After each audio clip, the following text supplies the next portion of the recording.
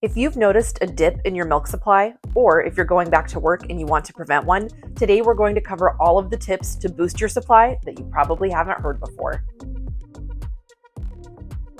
Welcome back to Every Mama's Midwife. If you're new, my name's Jess. I'm a certified nurse midwife and second-time infertility mom. I just went back to work after 4 months of maternity leave, and one of my biggest concerns is being able to pump enough milk to feed my baby.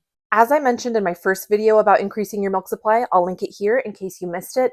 The amount of milk you make is really based off of the demand that your breasts get from your baby. So if you are breastfeeding less and not able to pump frequently, you probably will notice a dip in your milk supply. Besides just pumping more frequently, here are some other things you can do. Number 1, skin-to-skin contact. This is something that we encourage a lot right after your baby is born, but can continue to be beneficial as your baby grows. There are some good studies that show an increase in milk supply when skin-to-skin contact is done during breastfeeding, so this is something that you can do when you are home with your baby. I noticed the other night when I had my baby with me in a warm bath and we were doing skin-to-skin contact, I felt milk come in immediately, even though I wasn't breastfeeding, so that's another way you can make it more comfortable during these cold winter months. Number 2 is eating and drinking while you're breastfeeding or pumping. I don't have any studies to back this one up, but a lactation consultant told me years ago to encourage my patients to eat and drink while they were nursing because it signaled to the body that they were getting enough calories and fluids to make more breast milk. I don't know if that's true, but it makes sense and it's certainly not going to hurt anything. I always try to make sure I have a full glass of water with me each time I sit down to nurse. Eating and drinking can be more of a challenge while pumping with a hands-on pump, but can be doable if you have a hands-free pump like this one from Momfree. I'm going to cover the pros and cons of this pump as well as a discount code if you want to order one for yourself in my next video. So if that sounds interesting, make sure you subscribe and turn on that notification bell.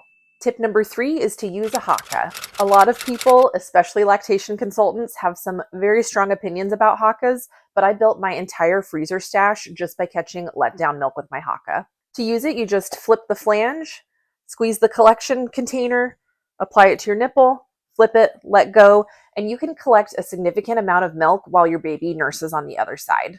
I can usually get 1 to 2 ounces of milk this way, especially if my baby's just had a long nap and it's been a while since I've nursed. I'll put an affiliate link for my favorite one in the description. It has a suction cup on the bottom so you don't spill your milk when you set it down on the counter. Tip number 4 is that if you're noticing a dip in supply after starting birth control, you may want to reevaluate the birth control method that you're using.